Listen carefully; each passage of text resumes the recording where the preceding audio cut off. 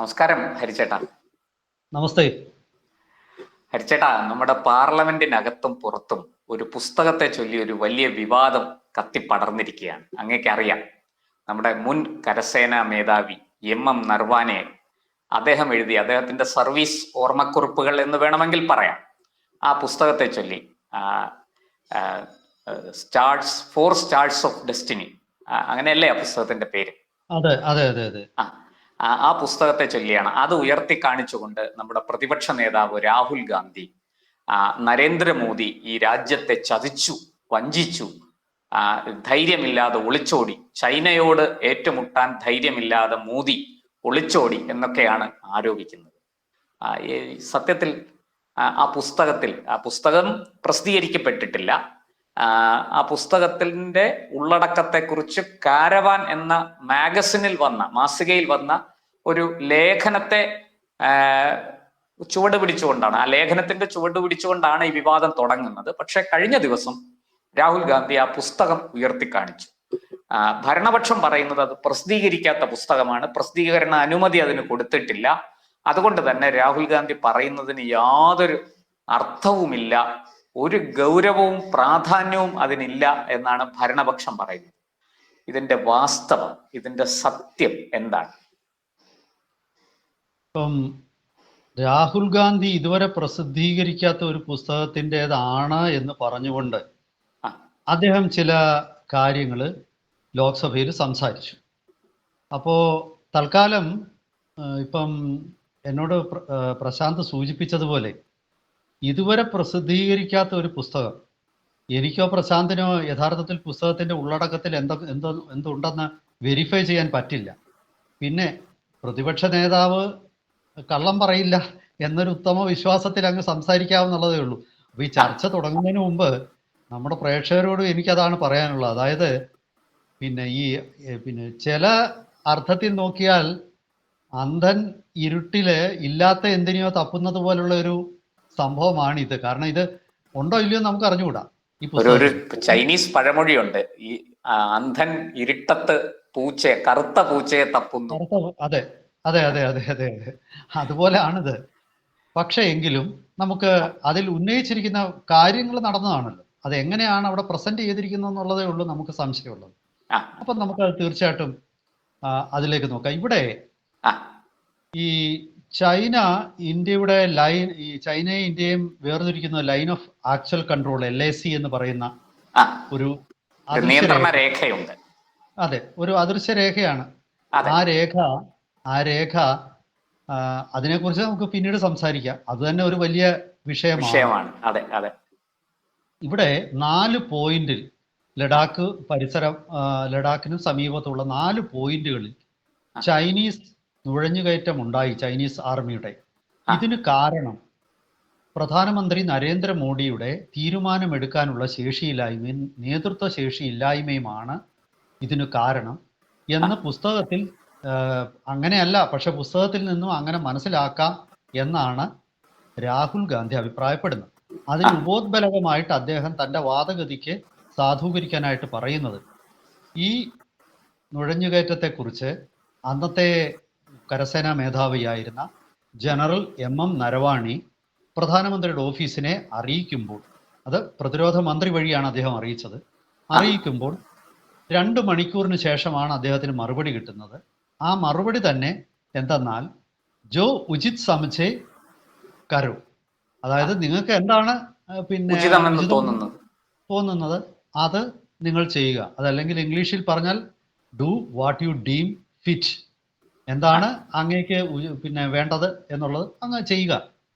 ഇതൊരു ഒരു സൈനിക മേധാവിക്ക് ഒരു സ്വാതന്ത്ര്യം കൊടുക്കുന്നു. നിങ്ങളൊന്ന് ആലോചിച്ച് നോക്കി. ഇന്ത്യയുടെ ജനറൽ ആയിരുന്നു ജനറൽ സാം മനേക്ഷ, പിന്നീട് ആദ്യത്തെ ഫീൽഡ് മാർഷലായിട്ട് അദ്ദേഹത്തെ ഉയർത്തി.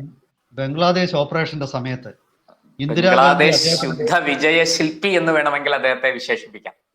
തീർച്ചയായിട്ടും ഇന്ദിരാഗാന്ധിയുടെ അടുക്ക പ്രോ ആക്റ്റീവായിട്ട് അങ്ങോട്ട് പറഞ്ഞ്, ഏത് സമയത്ത് ഇന്ദിരാഗാന്ധി പറയുന്നു ജൂൺ ജൂലൈയിൽ ബംഗ്ലാദേശ് പിടിച്ചെടുക്കാൻ പറയുന്നു, ജനറൽ സാം മനേക്ഷ പറയുന്നു അത് മണ്ടത്തരമാണ്, വലിയ മഴ പെയ്യുന്ന സ്ഥലമാണ് അവിടെ, അതായത് ഈ ഫ്ലഡിലും ഇതിലും പെട്ട് ബുദ്ധിമുട്ടുണ്ടാവും, മാത്രമല്ല ചൈന ഈ സമയം കൊണ്ട് നമ്മുടെ അതിർത്തി കടന്ന് വരാനും സാധ്യതയുണ്ട്. അങ്ങനെ ഓ, ഒരു ടു ഫ്രണ്ട് വാർ നമുക്ക് പറ്റില്ല. പകരം ആ, നിങ്ങൾ നവംബർ ഡിസംബർ മാസത്തിൽ ഈ നമ്മുടെ ചൈന ഇന്ത്യ ഹിമാലയം മഞ്ഞ് മൂടിക്കിടക്കുന്ന സമയത്ത് ആ, ഡിസംബർ മാസത്തിൽ ഈ യുദ്ധം തുടങ്ങുക, ചൈനയ്ക്ക് വരാൻ ബുദ്ധിമുട്ടാണ് ആ. എന്ന് പറഞ്ഞ് അങ്ങോട്ട് കാലാവസ്ഥ ഉപദേശിച്ച് പ്രതികൂലമാണ്. കൃത്യമായിട്ട് ആ യുദ്ധം ചെയ്ത ജനറൽ സാം മനേക്ഷായെ പോലുള്ള മഹാവീരന്മാരും പ്രതിഭാശാലികളുമൊക്കെ ഇരുന്ന ഒരു പോസ്റ്റിൽ ഇരുന്ന ജനറൽ നരവാണി അദ്ദേഹത്തിന് എന്തും ചെയ്യാൻ സ്വാതന്ത്ര്യം കൊടുത്തപ്പോൾ അത് മോദിയുടെ കഴിവുകേടാണ്. എന്താ അതുകൊണ്ട് അർത്ഥമാക്കുന്നത്? ഇത് ദുർവ്യാഖ്യാനം ചെയ്യുകയല്ലേ? ആ മോദി പറഞ്ഞ വാക്കുകളെ ഉചിതമായത് തീരുമാനം എടുത്തുകൊള്ളൂ എന്ന് പറയുന്നത്, ഉചിതമായ തീരുമാനം എടുക്കാതെ അവിടെ ഇരുന്ന ആരുടെ കുഴപ്പമാണ്? ഉം. ആരാണിത് ഈ കുഴപ്പക്കാരൻ? ഇവിടെ നമുക്ക് വളരെ കൃത്യമായിട്ടൊരു ഒരു ഉദാഹരണം നമ്മൾ നോക്കിയാൽ ഇതൊരു യുദ്ധമൊന്നും അല്ല. അല്ല. നമ്മൾ മനസ്സിലാക്കേണ്ട ഇതൊരു ലിമിറ്റഡ് വാറാണ്. അതെ. അതായത് 4 പോയിന്റിലൂടെ ചൈനീസ് ഇൻകർഷൻ ഉണ്ടായി. അതിനെ ഒരു തരത്തിൽ പറഞ്ഞ നുഴഞ്ഞുകയറ്റം. നുഴഞ്ഞുകയറ്റം ഉണ്ടായി. ആ. ആ ഈ നുഴഞ്ഞുകയറ്റത്തിന് ചൈനീസ് ടാങ്കുകൾ ഇന്ത്യക്ക് നേരെ വന്നു, ഇന്ത്യൻ പോസ്റ്റുകൾക്ക് നേരെ വന്നു എന്നാണ് ആക്ഷേപം. അല്ല, അത് ഞാൻ പറയാം. ഞാൻ അതിന്റെ സംഭവ വികാസങ്ങൾ ആ തുടക്കം തൊട്ട് ഞാൻ പറയാം. പക്ഷെ ഞാൻ ഓ, പ്രാഥമികമായിട്ടാണ് ഇത് പറയുന്നത്. ആ, അപ്പോ ആ നുഴഞ്ഞുകയറ്റത്തിനെ തടയുന്നത് ഉചിതമായത് മോദിയോടൊന്നും ചോദിക്കേണ്ട കാര്യമില്ല. അപ്പൊ ഞാനൊന്ന് ചോദിക്കട്ടെ, ഇതേ വ്യക്തി അപ്പം ഓരോ വെടിവെക്കുന്നതിന് മുമ്പ് മോദിയുടെ ഓഫീസിൽ വിളിച്ച് അനുവാദം ചോദിക്കും. എന്റെ ചോദ്യം ഇതാണ്, സാം മനേക്ഷായെ പോലെ ഒരാളായിരുന്നെങ്കിൽ ഇങ്ങനത്തെ ചോദ്യം ചോദിക്കുമായിരുന്നു. അദ്ദേഹം അവിടെ ആദ്യം കാര്യം തടഞ്ഞിട്ട് ബാക്കി കാര്യം മോദിയോടൊക്കെ പറയും. നമുക്ക് വേണ്ടത് എനിക്ക് മോദിയോടുള്ള ഒരു പരിഭവം, സെലക്ഷൻ പോസ്റ്റാണ് ഈ ജനറൽ എന്നൊക്കെ പറയുന്നത്. അവിടെയൊക്കെ ഇതുപോലൊരാളിനെ തെരഞ്ഞെടുക്കാൻ കേന്ദ്ര ക്യാബിനറ്റ് ഉപയോഗിച്ച മാനദണ്ഡം എന്താണ്? ആ മാനദണ്ഡം ശരിയായിരുന്നില്ല. അതായത് ജനറൽ നരവാനെ പോലുള്ള ഒരാളല്ലായിരുന്നു അവിടെ ഇരിക്കേണ്ടത്. ഇത് ഞാൻ പറയുമ്പോൾ ചിലപ്പോൾ പഴയ പട്ടാളക്കാർക്കൊന്നും ഇഷ്ടപ്പെടത്തില്ലായിരിക്കും. പക്ഷെ ഞാൻ പറയാനുള്ള കാര്യം ഞാൻ പറയുകയാണ്. കാരണം സാം മനേക്ഷ ആയിരുന്നെങ്കിൽ ഇങ്ങനെ ചെയ്യില്ല എന്ന് ഞാൻ പറയും. അത് മാത്രമല്ല, നോർത്തേൺ കമാൻഡിന്റെ general officer commanding in chief lieutenant general Joshi, അദ്ദേഹം ഇതിനേക്കാൾ ഭംഗിയായിട്ട് കാര്യങ്ങൾ ചെയ്തല്ലോ പിന്നീട്.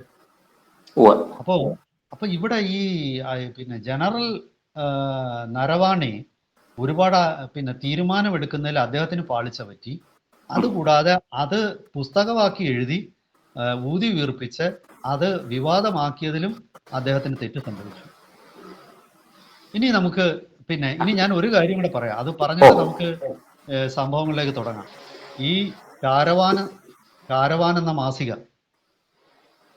ഞാൻ ജീവിതത്തിൽ ആദ്യമായിട്ട് പത്രപ്രവർത്തകനായിട്ട് ജോലിക്ക് പ്രവേശിക്കുന്നത് ഈ കാരവാൻ എലൈവ് വുമൻസ് മാസികകളുടെ സബ് എഡിറ്ററാണ് ആയിട്ടാണ്.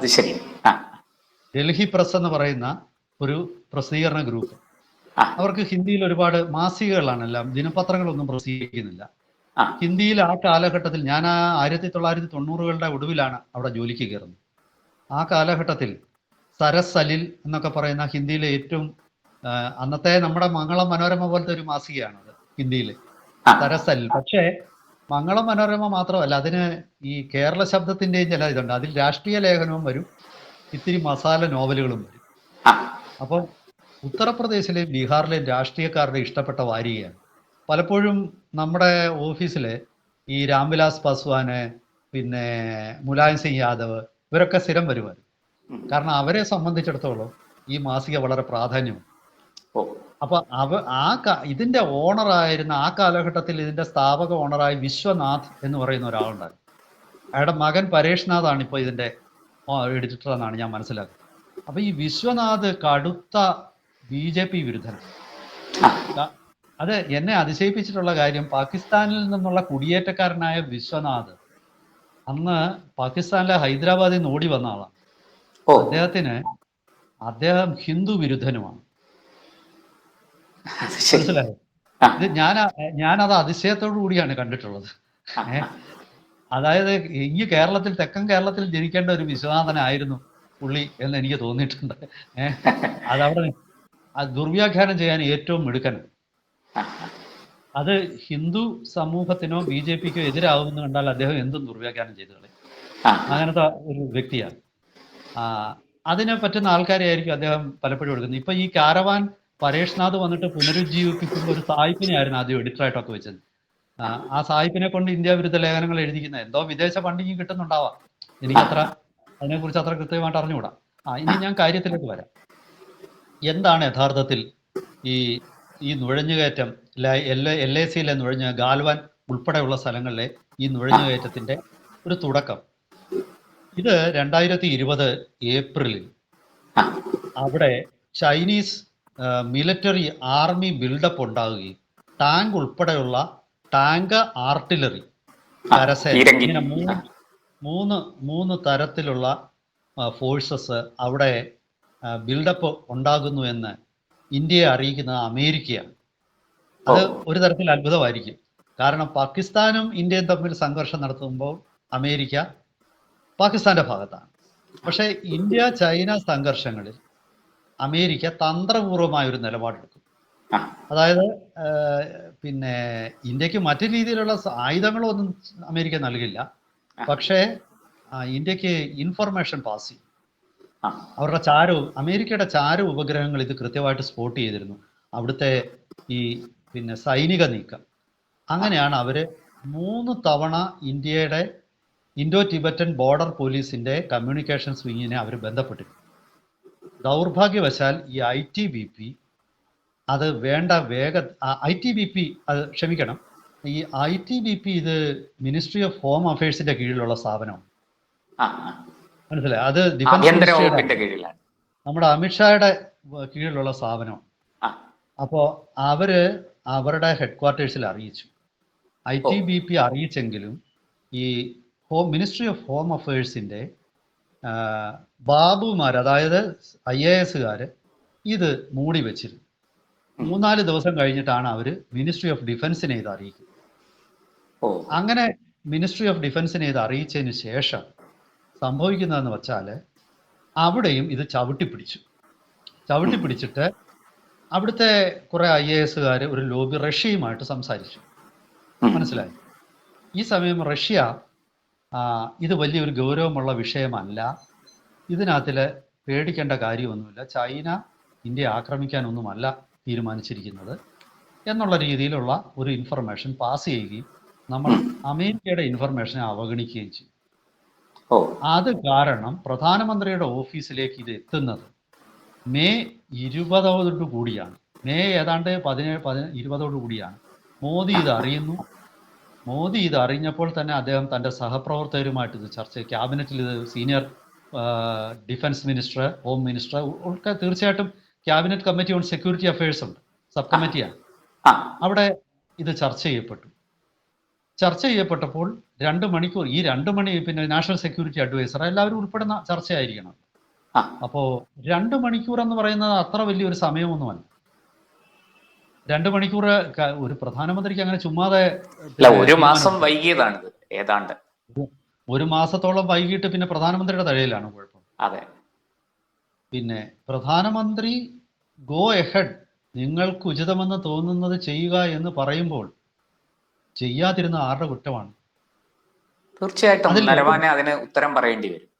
നരവാനെയാണ് അതിനകത്തിലെ ഒരു പ്രധാനപ്പെട്ട ഒരു അലംഭാവത്തിന്റെ കാരണക്കാരൻ.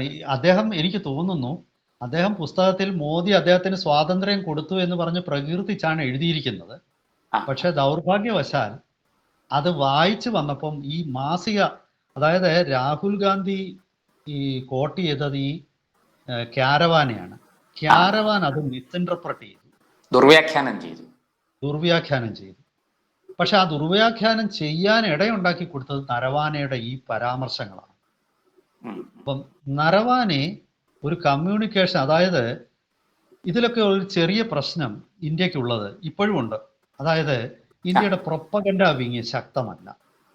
നമുക്കറിയാം, ഇന്ത്യ പാകിസ്ഥാൻ യുദ്ധത്തിൽ പാകിസ്ഥാൻ ഈ ഏറ്റവും ഒടുവിലുണ്ടായ ഓപ്പറേഷൻ സിന്ദൂറിൽ നമ്മൾ പാകിസ്ഥാനെ അടിച്ച് നിലംപരിശാക്കി. പക്ഷെ ഇത് ലോകത്തിന്റെ മുന്നിൽ ഇങ്ങനെ ഒരു പിക്ചർ, ഇങ്ങനെ ഒരു സംഭവം അവതരിപ്പിക്കുന്നതിൽ നമ്മൾ പരാജയപ്പെട്ടു.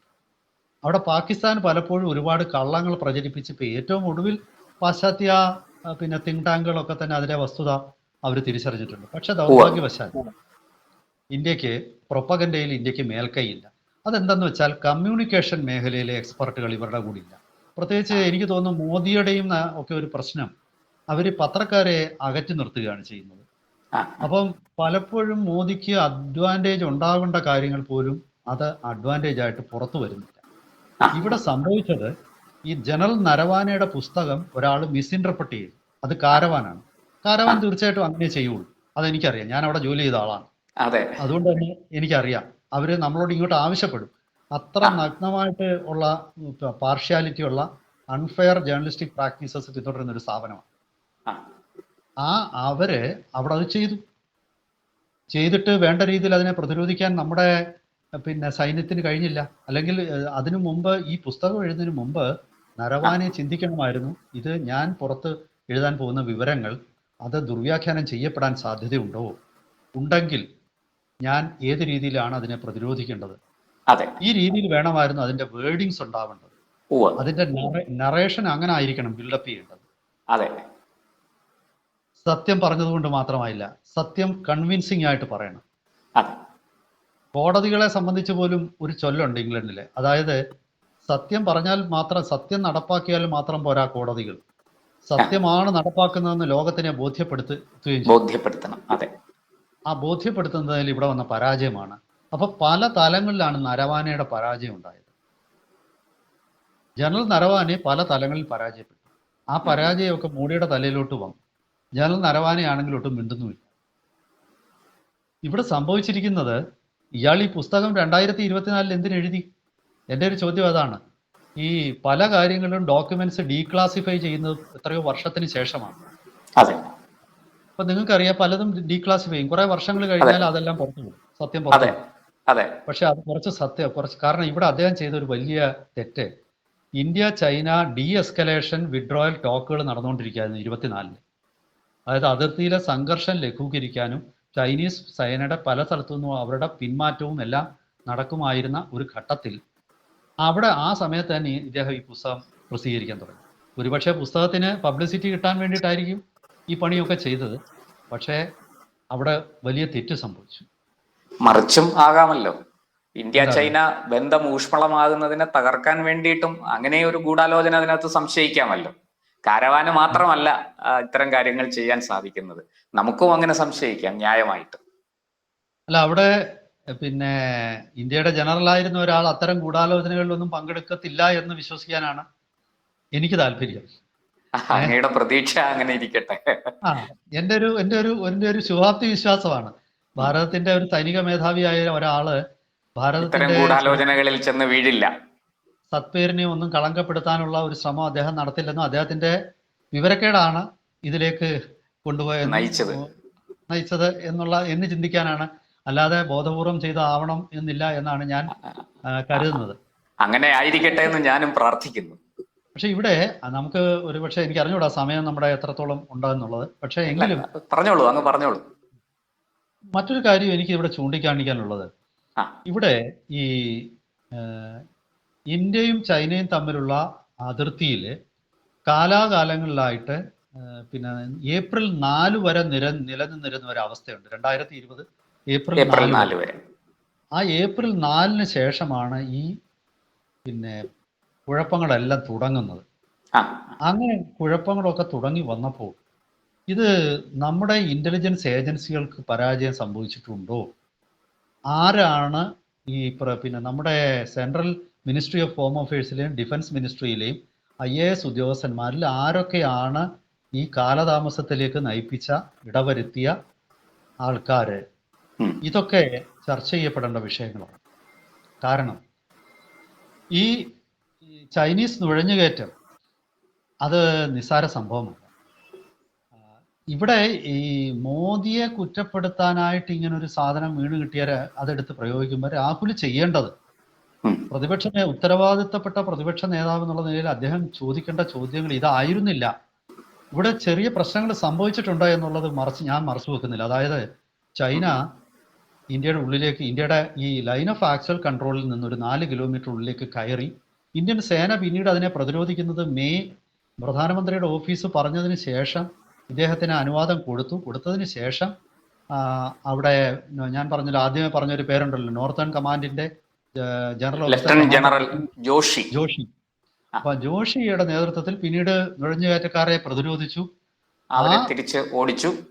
ഓടിച്ചതിൽ 90 ഇന്ത്യൻ പട്ടാളക്കാർക്കും 140 ചൈനീസ് പട്ടാളക്കാർക്കും പരിക്കേറ്റിരുന്നു. അപ്പം ലാസ്റ്റിൽ ഇന്ത്യക്ക് മേൽക്കൈ ഉണ്ടായി അവിടെ. അതെ, തീർച്ചയായിട്ടും ഇന്ത്യക്ക് മേൽക്കൈ തന്നെ ലഭിച്ച അവസാനം സംഘർഷത്തിൽ. പക്ഷേ ഇതിലേക്കൊക്കെ നയിച്ചത് ഈ ഔദ്യോഗികമായിട്ടുള്ള ഈ ഒരു എന്താണ് അലംഭാവം, ഈ IAS-കാരുടെ ഒരു അലംഭാവം, സിവിൽ സർവീസിന്റെ വീഴ്ച. അങ്ങനെ ഒരു വീഴ്ച സംഭവിച്ചു. ആ വീഴ്ചയാണ് അവിടെ ചോദ്യം ചെയ്യേണ്ടത്. എന്താണ്, ചോദിച്ചോളൂ. അല്ല, ഞാനും അത് തന്നെയാണ് പറയാൻ വന്നത്. നമ്മുടെ സമയം പരിമിതമാണ്.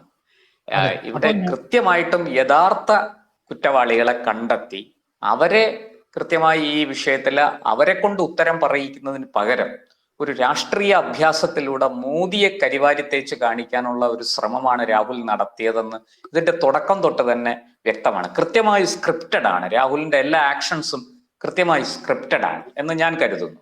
അപ്പോൾ അത് വെറും ഒരു ഈ രാഷ്ട്രീയ മെയ്വഴക്കത്തോടു കൂടി നടത്തിയ ഒരു അഭ്യാസം എന്നതിൽ അപ്പുറത്തേക്ക് ഇതിന്റെ ഉള്ളുകള്ളികളിലേക്ക് ഇറങ്ങി ചെല്ലാൻ ഇത് വാസ്തവത്തിൽ ഇത് കാരണമായിട്ടില്ല. ഇപ്പോൾ അങ്ങ് ഇത്രയും വിഷയങ്ങൾ ചൂണ്ടിക്കാണിച്ചപ്പോഴാണ് എനിക്ക് തോന്നുന്നു കേരളത്തിലെ മാധ്യമങ്ങൾ പോലും ഇത്ര ഗൗരവത്തിൽ ഈ വിഷയം ചർച്ച ചെയ്തിട്ടില്ല.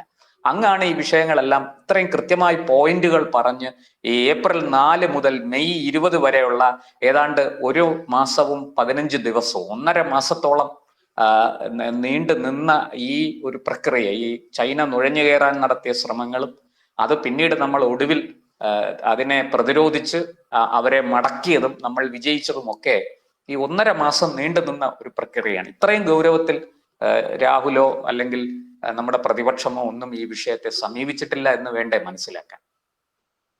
തീർച്ചയായിട്ടും രാഹുല് യഥാർത്ഥത്തിൽ മെയ്വഴക്കത്തോടെ അല്ല ഈ വിഷയം അവതരിപ്പിച്ചത്. പറയേണ്ട കാര്യങ്ങൾ പറയാതെ ഇത് മോദി എന്നുള്ള ഒരു ഒറ്റ വ്യക്തിയെ കരിവാരി തേക്കാൻ വെറും രാഷ്ട്രീയ വൈരം, അത് ദൗർഭാഗ്യവശാൽ അത് രാഷ്ട്ര താല്പര്യത്തിന് അനുയോജ്യമാണെന്ന് ഒരു പ്രതിപക്ഷ നേതാവിന്റെ ഗൗരവം വിഷയത്തിന് നഷ്ടപ്പെട്ടു എന്നുമാണ് എനിക്ക് തോന്നുന്നത്. എന്തായാലും വരും ദിവസങ്ങളിൽ നമ്മുടെ സിസ്റ്റത്തിലെ എല്ലാ പഴുതുകളും അടയ്ക്കാൻ കേന്ദ്ര സർക്കാരിനെ നിർബന്ധിതമാക്കുക, അവരെ കൂടുതൽ ജാഗരൂകമാക്കുക, ഇതാണ് പ്രതിപക്ഷം ചെയ്യേണ്ടത്. ഇതാണ് എനിക്ക് തോന്നുന്നത്. അവിടുത്തെ വീഴ്ചകൾ കൃത്യമായിട്ട് ചൂണ്ടിക്കാണിച്ച് നടപടിയെടുക്കാൻ സർക്കാരിനെ നിർബന്ധിതമാക്കുക. തീർച്ചയായിട്ടും അതിന് സാധിക്കട്ടെ എന്ന് ആശംസിക്കുകയാണ്. തീർച്ചയായിട്ടും വളരെ വിലപ്പെട്ട വിവരങ്ങളാണ് അങ്ങ് പങ്കുവച്ചത്. നന്ദി, നമസ്കാരം. നമസ്തേ. കൂടുതൽ വാർത്തകളും വിശേഷങ്ങളും നേരിട്ട് ലഭിക്കാൻ ജനങ്ങളിൽ നിന്ന് ജനങ്ങളിലേക്ക് ജനഭൂമി ന്യൂസ് സബ്സ്ക്രൈബ് ചെയ്യൂ. ബെൽ ബട്ടൺ അമർത്താനും മറക്കരുത്.